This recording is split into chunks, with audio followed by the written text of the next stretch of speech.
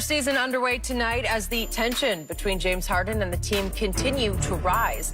According to a report, Harden has gotten into multiple verbal confrontations with teammates, including one with rookie Jayshawn Tate that resulted in Harden throwing a basketball at the rookie's head.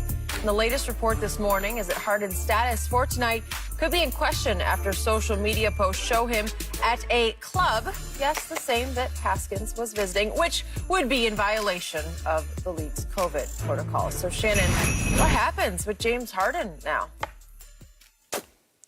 I just read what Jenny was talking about, and it says that the Houston Rockets are cooperating with the NBA, reviewing the footage, and to see if he is, he's probably going to miss tonight.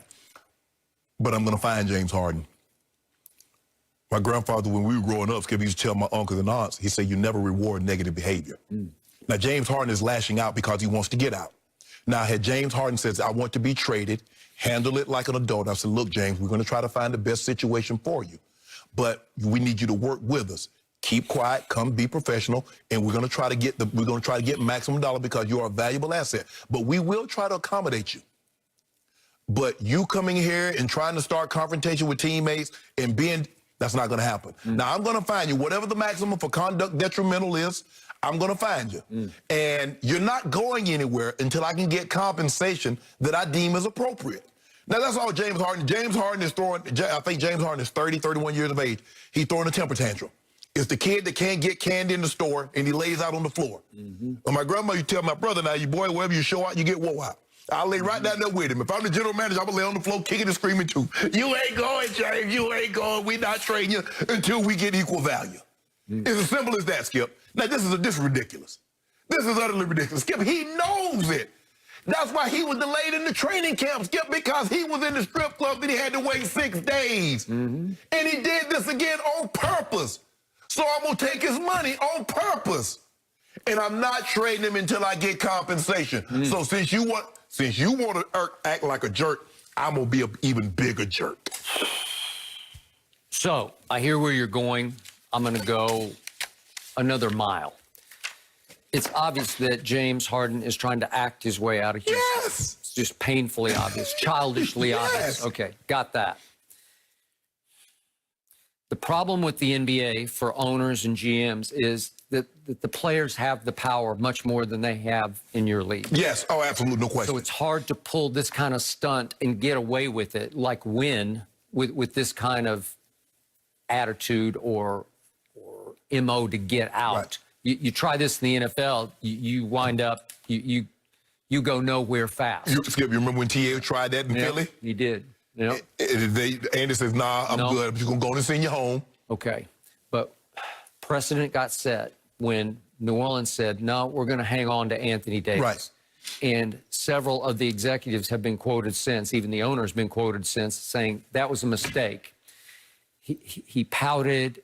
It was a sour, sad situation. It was contagious in the locker room. Nobody liked it. We had a miserable year because he was miserable and it made us miserable.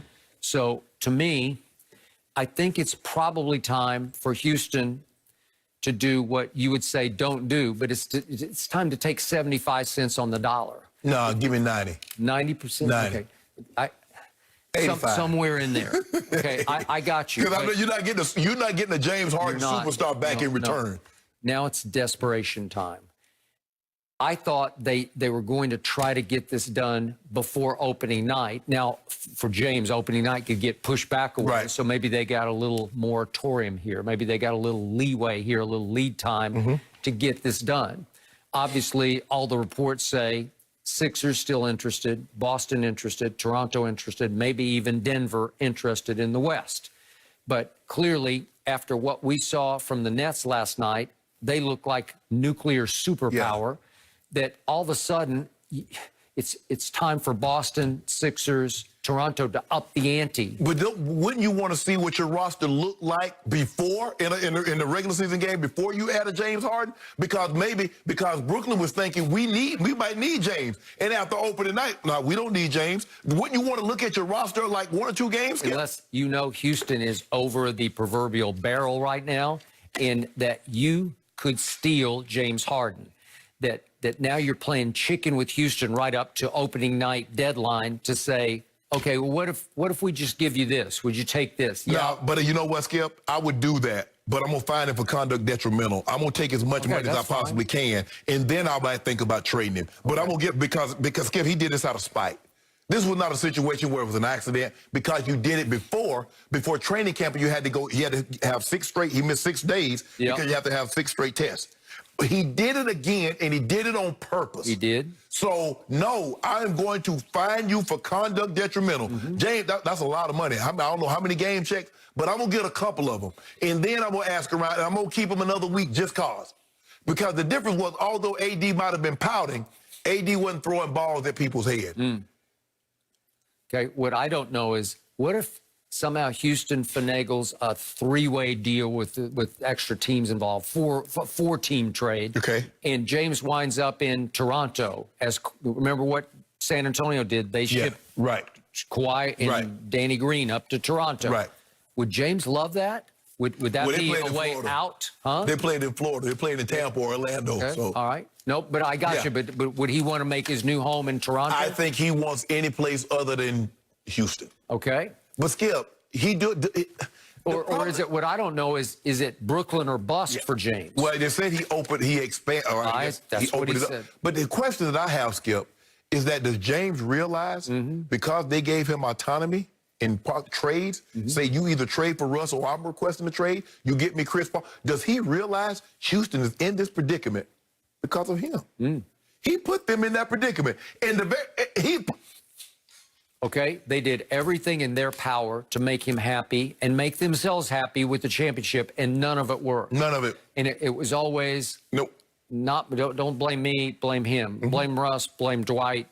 And we blame Skip, and we blamed everybody. We blamed everybody. We blamed Mac D'Antoni. We blamed Dwight Howard. He was childish. And Chris Paul was always injured. And Russ was ball hogging. We blamed everybody except the common denominator that lasted through all of that. James Harden. James Harden is undeniable talent. He's revolutionary. Yeah. Oh, is he? But he's the problem. Okay, so let's deal with the Celtics. Danny Ainge has the firepower, the draft capital to pull this deal off. He's got the young stars to pull this deal off. I want Jason Tatum and Marcus Smart and 3 draft picks. Okay. Well, maybe Danny Ainge says, okay, I'll do that because this is a revolutionary talent. He's not trading Jason Tatum. Okay, here's my problem with James Harden in Boston. Those fans are demanding and they are tough, and they don't want superstars who fold in big playoff games. And James's history has been coming apart psychologically in the biggest moments. I don't think James want to go to Boston. The adult entertainment business is not the same as in Houston. I would agree. Atlanta might be able to be in play. What about Atlanta? Right now, that's how you're going to. No, he can't come to Atlanta, Skip. It'll be over. Not how we're ending this discussion, Shannon. You think I'm just going to blaze by that? Okay. He had a whole menu. I'm moving on. Is Juju starting to get some heat for the Steelers' 3-game losing streak? Mike Tomlin had something to say about those dance moves, and we will discuss the whole thing with Antonio Cromartie.